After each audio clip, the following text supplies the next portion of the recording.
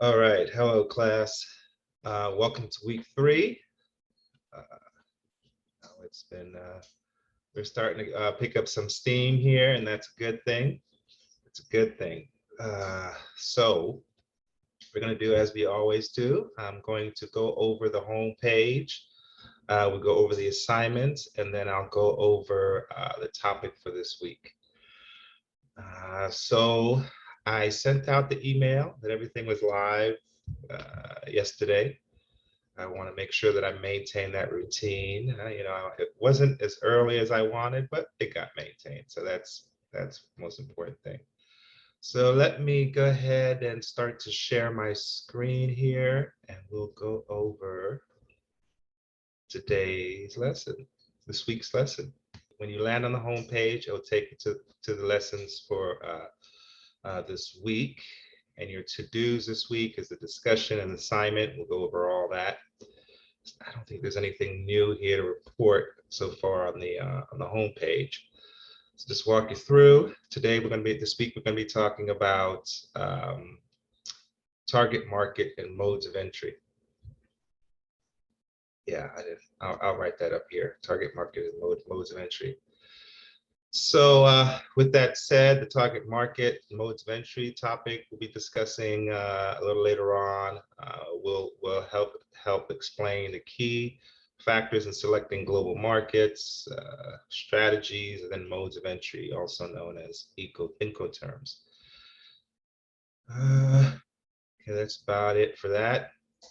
I also, in that letter that I sent you yesterday, it talked about one-on-one meetings, and the tool I'm using is called Calendly. Okay, and I'm gonna go to it right now. Again, I'm hoping that you guys can see what I'm seeing here. And so in Calendly, you just come here. The link was in the email, and you just pick one of these days, right? You pick a day, like this, and then pick a time, and so forth. Okay, it's very simple, and then we can go over whatever is needed on the one-on-one, in case you don't want to bring it to this weekly forum, things like that. Okay, so that's Calendly. Okay, great. All right, so let's just go over the materials that you'll be working through this week. I'll just click on each one of these links here. As you see, the links are provided, and then you're going to start off with your reading. And in the reading, again, you have the reader. You have the options to have the reader printed out at the library, at the bookstore. And then you also have this online version of the reader, right? And that'll take you to the online specific version for this book. Yes, we're online and you can see the book here, but the original source material is right here, online reading version. I'll just go to that real quick here. There you go. All right, so it'll take you here. And it's helpful if you just like to click links and you don't want to scroll down. So there are many options of getting the reading done this week. That's great. All right, next up is the reference material to review this week. Sure, okay. So here we go. This week, our reference materials will be referring to Incoterms. And I'll go over that a little later. Incoterms. And here you have a nice little layout map of the Incoterms. And then here's the reading for the Incoterms. Just kind of review it, breeze, just kind of go through it. You don't have to study it, but you should download it and keep it. It's going to be helpful for you later on. Okay, that's the reference material. And then the weekly discussion this week. Let's go to that.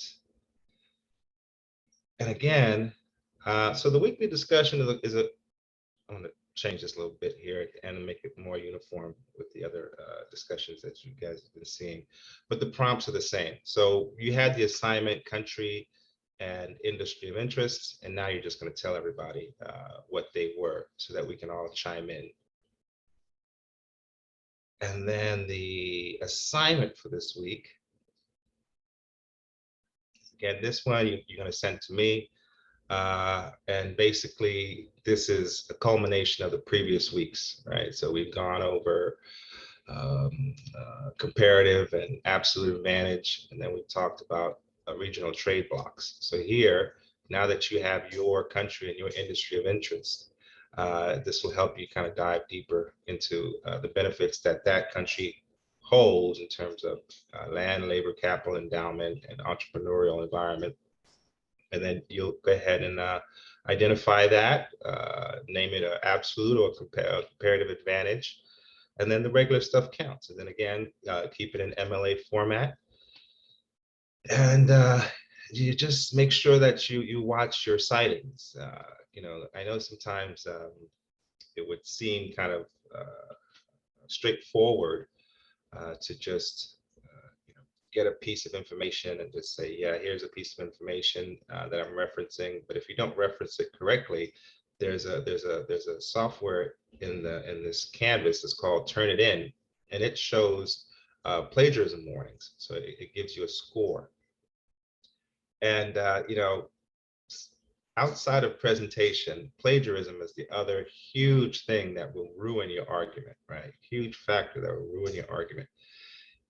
Even if you think that it's common lexicon, like, yeah, everybody knows that I'm getting this from somewhere, or it's totally obvious that this is not me speaking here. That's really not the case. If you don't properly mention where you got it, then it can be misconstrued as plagiarism, right? Misconstrued as you just taking the information for your own to beef up your argument without giving credit to the individual or the source that you got that argument from. And so, because I see some high scores on that Turnitin, and I know it's because maybe you're just copying and pasting, and you're like, oh, this is obvious, because the assignment told me to do this, and so I'm just putting it back in my final outcome. But just watch out for that. I don't know if you guys get to see your Turnitin scores, but some of them are kind of high. I just thought I'd mention that. So just really good practice is this MLA stuff that we got down here, and just make sure that you take a look at those videos. And I guess the more you look at them, the more it'll sink in, just like anything else. So last week we went over GOT, NAFTA, regional economic integration, and basically we just kind of talked about various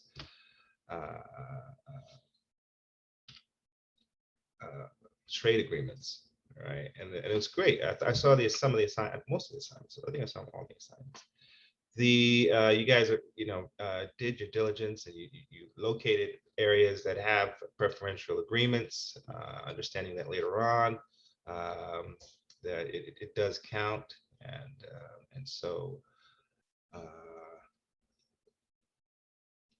yeah, that was a very important aspect of it.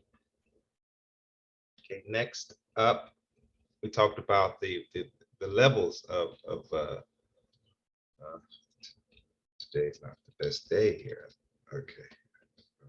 Well, just try to.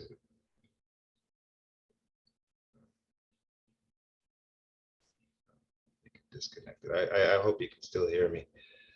It's been a busy week so far already. So now we're looking at the integration levels. All right. So we got from free trade all the way up to political union. We talked about how the United States is somewhat a political union, but it's not in its purest sense. So that was last week when we were kind of mentioning that, and you guys showed good initiative and good understanding in the assignments, picking those topics. Okay, next this week we're going to be talking about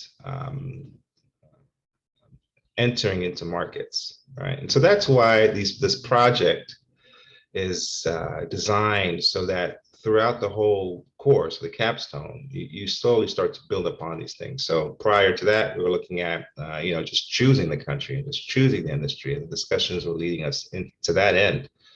Now that everybody's chosen that, now that as we move forward, the fun starts. Now you're going to be using the feedback from your colleagues, your peers, your classmates, to dive deeper into your specific understanding of how these learnings manage your capstone or your project. And so some of the elements this week: how to get into a market, how to evaluate those strategies, see how companies look at getting into market and how they fail while in the market. So thus far, I've been talking about the LinkedIn and LinkedIn situation in China. We've also been going on this sort of made up case study about Brazil and Mexico, and the jeans and the beans. Okay, and so yeah, there you go. So we will continue to look at that, but now we're going to be using your examples. Whether that's Australia, whether that's South Korea, whether that's Sweden, you know, Canada, wherever that is, we're going to be looking at those references, and you're going to be moving on, pushing forward the dialogue. So instead of me talking about Brazil and Mexico, you know, somebody else is going to be talking about giving their opinions about Canada and America, or Sweden and America, or Australia and America, right? So that's where you use active learning. So some of the factors here when you're going to determine that is the market size. Can this market where you're trying to get to, can they support what you have to offer? Can you be another security software company or another travel agency? How are you going to manage your entry into that market? And then whether or not how you see the operation of that business. That means from soup to nuts, like figuring out your algorithms, what makes your security software or security business different from other people's in that security business, and then consider, can I effectuate that practice abroad? What's the competition of that? And sometimes we mentioned this earlier, competition can be good, but you also can have what's called saturation, where you're just in the middle of this pit, this battle of things that are, people are just competing, but there's no output, right? Or you're not even allowed to enter into that because there's just no space in the market. But sometimes, there's clusters that get created where supporting industries, right, house themselves in regions where business is prevalent in that particular sector. So if you look at logistics businesses, if you look at let's say software engineering down in Silicon Valley, so you have all these ancillary companies that help that main focus achieve its business, right? So that could be really good but you have to kind of consider what your target is, right? So are you the travel agency, or are you the accounting business that helps the travel agency? Are you the software company, or are you the software, a tertiary element to the software company, right? Are you helping the software company accomplish something?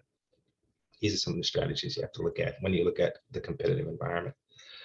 And also culturally, if your message doesn't resonate with the market that you're looking for, it might just all go to heck. Even if it's successful where you started. I mean, a great example of that, I believe it's in the book, is how some of the big box stores here try to make it in Europe and in Canada, and just didn't have the same cultural bias, cultural affinities to big box stores here as we do here. So that's some of the aspects to look at as well. Ooh, oh, here we go. Okay. So how to get in. So basically, we kind of mentioned where you guys are at now, right? So you're at this top part of the hierarchy. So you go, okay, great. I want to go to Sweden and I want to do travel agency from Sweden. Okay, now you say to yourself, oh, how am I gonna do that? Am I gonna go and move to Sweden and then create a business in Sweden? Or am I going to start the business here and then look for individuals in Sweden to help me effectuate my business? And so, if we look at the branches here, moving abroad or moving to your country there, that is the example that you see a lot of the the big boys do, like like LinkedIn. They just have a China division, or some of those big box stores, Target. They just go to Canada and they have a Canada Target, or things like that. Or you can start at home and you can sell things abroad under a different name, right? So if you go to, say, Whole Foods or even Costco, you'll find that there are a lot of products that come from all over, but they just might have the Costco branding. And so imagine you're a goat farmer, or you do lamb in New Zealand or Australia, right? You may not want to try to break into the market with, like, your own lamb business name here, but you might break into the business selling to Costco suppliers. So say, well, we specialize in these things, and we have a good cost structure, and we have a good plan out. So you're going to have consistent supply for a while. So they might find you attractive, although your name is not mentioned. You're still exporting to the United States. So or vice versa. Yeah, so that's probably as far as I'll go for that. We'll go back to this later on in the next chapter when we talk about how to get a widget from here to there. But this is about the most I'll go on that from this perspective. All right, so if you're going to make it abroad, right, some of the things you might want to do is consider out what you're going to do: contracting manufacturers, licensing, joint venture, subsidiary, and franchising. So now this is totally different from some of the stuff you would do when you're at home, right? When you're based here, and then you kind of think about, okay, from here, how do I get my products over there, right? This is you committing to go there and figuring out how you're going to do it. The book talks about stepping strategies, right? So start off licensing the idea. So let's look at the software company, right? So there's this aspect of your software company you find unique, that you think is unique in the market. You license that idea to somebody, let's say I believe it was Australia, right? So you license an aspect of your software company that's unique in the market, and maybe it's like social media software security. And then so you go to another company and you say, okay, there's an aspect, there's an algorithm, there's a part of my thing that I am willing to give to you, and you can license it. You pay me a fee for using my thing, and you'll find an agreement there. And and so that's one way. Another one would be like a joint venture. Instead of licensing it to this person in Australia, you find a company in Australia. You go, oh, they say, yeah, but we thought about most things, but we didn't think about that. Let's join together and let's kind of come up with our own thing.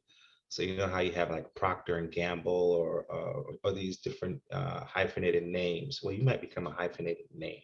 You might be a solo name here in America. When you're in Australia, it's a hyphenated name with another company that you've joined up, or you guys just started a whole new company.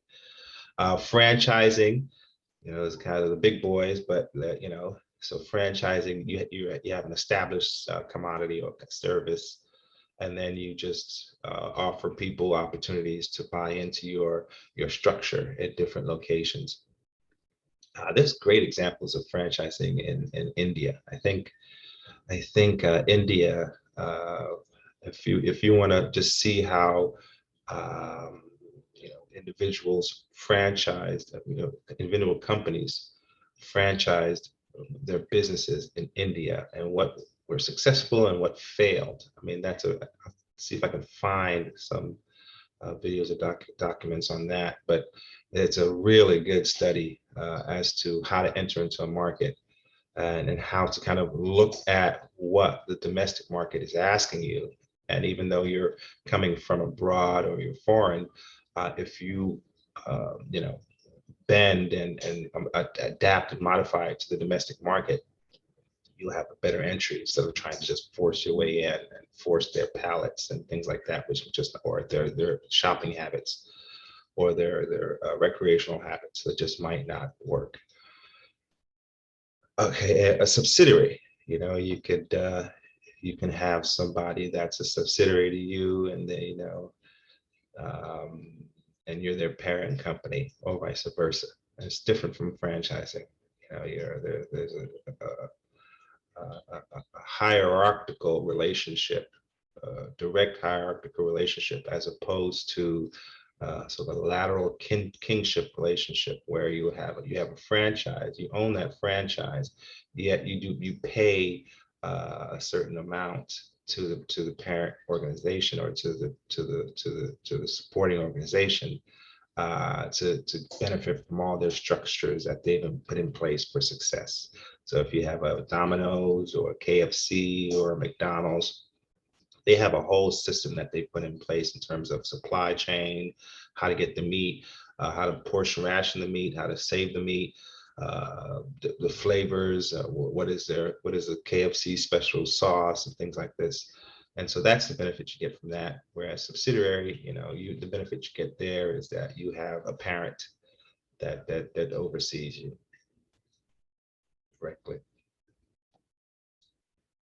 All right, now that we've talked about kind of briefly talked about strategies of entering into a market, now let's kind of look at how we manage the flow of goods from one shore to another shore.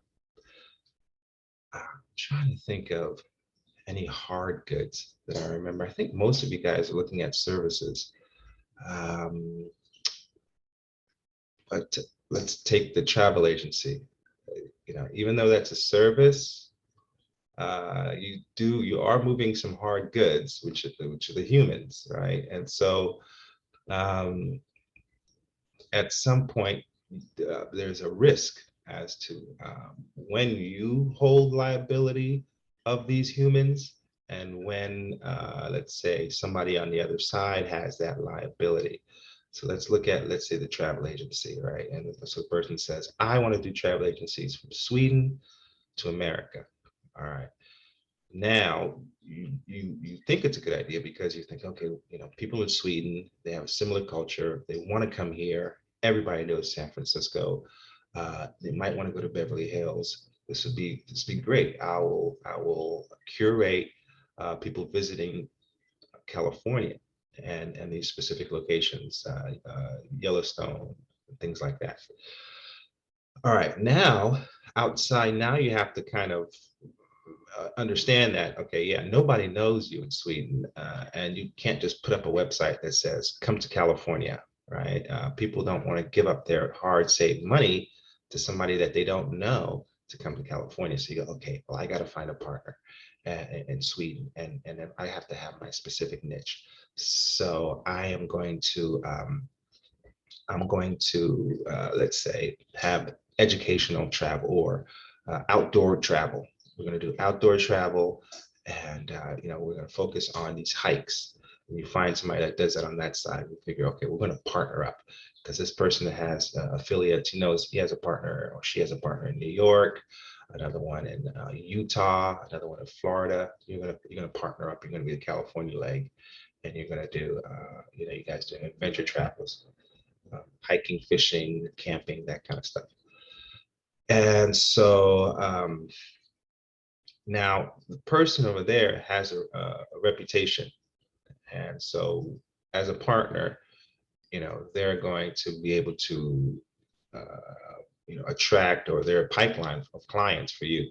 And then you on this side, you have your clients. Your clients are going to be the outdoor businesses, right? And so you're a pipeline for the outdoor businesses. And so now, when these people commit to the travel, it's going to go through several different layers, right? So the partner is going to have ownership of the people. They're going to secure the travels and monies and everything like that. And then they're going to release responsibility once the people get on the plane. And then you pick up responsibility for those people, and you meet them at the airport. And then from the airport, you take them to their lodging, to their whole things like that. You're responsible for that. And then once they get ready to go on the adventure, you release that to your partners who are doing the travel. They pick up the security of the goods, of the people, and they go on their adventure. And then the reverse happens, right? So what I'm showing you there is this transfer of ownership and risk. And all along the line, there's a transfer from your partner, and then all of a sudden the partner goes, well, they've left the country. Now you have to assume that, and you have to negotiate that. You can say, no, they're yours until they land in America. Then something to happen on the on route, I don't bear that risk. You bear that risk. And they said, no, it doesn't work like that. I mean, I just did the pipeline. As soon as they leave my office and they get on the airplane, you have picked up that risk. So what we're looking at is whether that risk starts in the country of origin, or does it start, where you pick them up at. All right. So for each international sale, it's important to determine who of the exporter or importer is responsible, right? So in this case, these people are leaving in Sweden. That guy's the exporter. Here, you're the importer. And then you say, okay, well, is it the pre-carriage, the domestic transportation, and the exporting? Is it the main carriage, international transportation between the exporting countries? I kind of talked about that with the plane. Is it on the carriage, the domestic transportation in the importing country? That's when they arrive at the airport here, and then and they're moving from the plane international travel to the domestic travel, the buses that you take them to the hotel.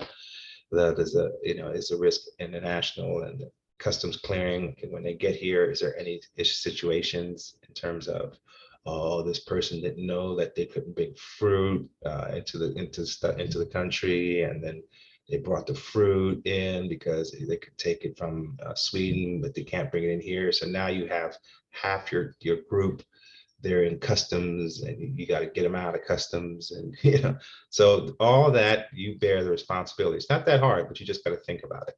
And so if we look at it here, there are different terminologies, Incoterms. I showed you that briefly in the reference materials that talk you through the various points where the responsibility, the transfer of risk from the seller to the buyer occurs. I was using the travel agency as an example, but you could use it for every single thing that moves across borders. So you can use the meat in New Zealand, you can use the beans and the jeans that we talked about before.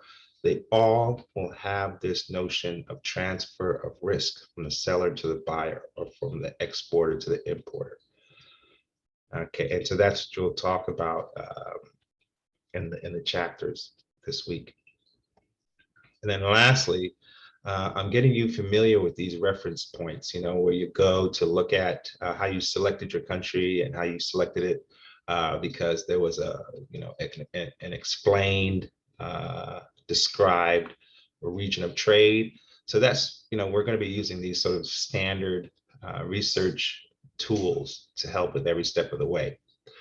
Just like you had your trade representative, we're just going to keep doing that, right? So here are some places that you can go to help you kind of, investigate best practices and kind of look at your industry and how things work in your specific industry. The last thing we don't want to do is just kind of guess or be emotional about the situation. The emotion is in choosing the right industry. Now that the work comes in, making sure you can protect this idea that you have, and this desire that you have, right? So it's fun. It's fun because not everybody has the same industry of interest nor the same country of interest. But as you guys dive into it, you'll start to see different perspectives on how to manage some of these things. Transfer of risk. What else did you talk about today? Entry strategies into the market. And then so as you look at it and you looked at what your proxy company did, how they succeeded, and then you look at the reading material, and they'll give you the salacious big examples of how these companies failed, right? Or how these companies, some companies were succeeded amazingly, right? But in reality, it's happening all the time, and you've picked your proxy, you've picked the example that you want to follow. So just take a look at what they did, good and bad. Get feedback from your peers on how they see things, even if they're in different industry and different countries. You can still glean examples of how to make your baby smarter, brighter, better. Okay, so yeah, I'm gonna stop sharing there. So that is basically it for this week. Just going to reiterate some of the stuff we did. Went over last week's topic. We went over this week's topic. I talked about the calendar. Talked about just the layout of the site, the assignments, and then how we had the assignment for country and industry of interest. This week, we're just going to share those with the rest of the class in the discussion. And as always, try to get it in early so that we can create this dynamism. It's I know it's hard. It's the coming into fall and the holiday season. There's so much distractions, and basically, we start to get tired around this time of the year.